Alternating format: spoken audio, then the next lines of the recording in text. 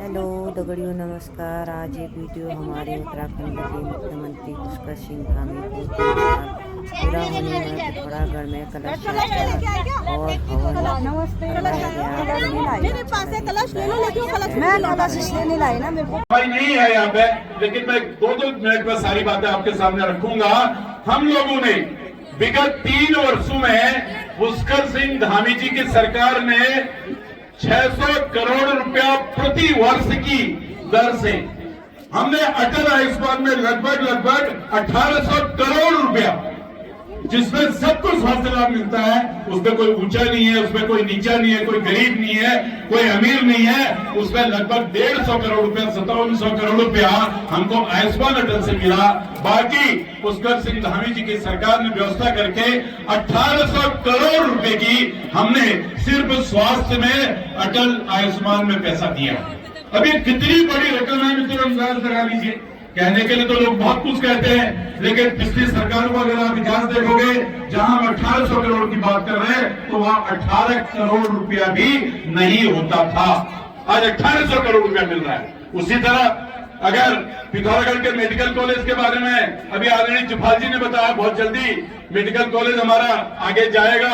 और अगर हम सड़कों की बात करें, तो जब भारतवर्ष में दूसरी सरकार होती थी 2014 से पहले, हमारे सीआरएफ का पैसा, हमारी प्रधानमंत्री सड़क योजना का पैसा, ये पैसे जो भारत सरकार से उनको प्रदत्त होते थे, ये प्रधानमंत्री सड़क और सेंट्रल रोड फंड दोनों पैसे बंद कर दिए गए थे, क्योंकि जुफाल जी भी उस समय ग्राम्य विकास का मंत्रालय देखते थे। आप बता सकते हैं पूरा 250-300 करोड़ रुपया हमको ग्राम्य विकास में प्रधानमंत्री सड़क योजना संचालित करने के लिए मिलता था।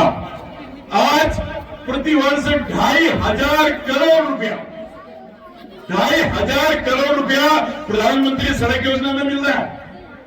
और अभी 4 दिन पहले ही जो हमारे यहाँ के सर्वे जो है फाइनल होने हैं, इस जनपद की लगभग 60 सड़कें ऐसी हैं जो प्रधानमंत्री सड़क योजना के अंदर कवरेज होकर के उन सभी सड़कों में डामरीकरण का काम होना है, उनमें सुधारीकरण का काम होना है। यानी आप कल्पना कीजिए, यहाँ 250 जय सिया राम, जय सिया राम।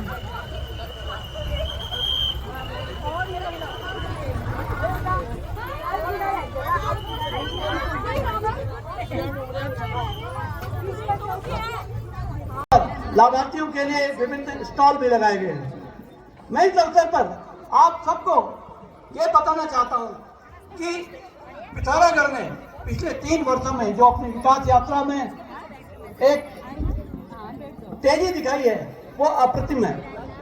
अगर हम पिछले प्रेरित करेंगे, सख्त नकल विरोधी कानून के कारण आपने देखा पिछले 2 साल में ही लगभग 22,000 के लगभग भर्तियां बिल्कुल साफ सुथरे माहौल में हुई हैं। और पिथौरागढ़ में भी बहुत बड़ी संख्या में युवा आज सरकारी सेवाओं में कर्मचारी और अधिकारी बन रहे हैं। अभी हाल ही में हमारे यहाँ पुलिस की भर्ती चल रही है, एक भी शिकायत नहीं है और बिल्कुल शांतिपूर्ण और अच्छे तरीके से ये सब हो रहा है। मिला है, किसी को चावल नहीं मिला है। जो भी सरकार की प्रदत्त योजना है वो समय से उसको मिलती है। यानी इस देश के 80 करोड़ लोगों के लिए, जो पीडीएफ से हमने 80 करोड़ लोगों को जोड़ा है, उस 80 करोड़ लोगों के लिए हम राशन पर्याप्त मात्रा में मुहैया करा रहे हैं। ये सरकार की योजना। आता था अखबारों में पहले छप जाता था कि भाई पेपर लीक हो गया है, लेकिन और साथ ही साथ हमारी जो किसान सम्मान निधि है, वो जैसे 1 तारीख को वेतनभोगी कर्मचारियों को वेतन मिलता है, उसी तरह हर 3 महीने के बाद हम प्रत्येक किसान को उसकी सम्मान निधि का 2-2 हजार रुपया उसके खाते में डालते हैं। यानी सरकार जो कहती है वो करती है। आज आपने देखा होगा प्रधानमंत्री अन्न योजना, भाई प्रधानमंत्री जी का शाखा और उसका प्रचार हुआ है। इस ऐतिहासिक पहल के माध्यम से हमने देश और दुनिया को समानता और न्याय का एक सशक्त संदेश दिया है। ये कानून विशेष रूप से हमारी मुस्लिम बहनों को विभिन्न प्रकार के उत्पीड़नों से मुक्ति दिलाएगा।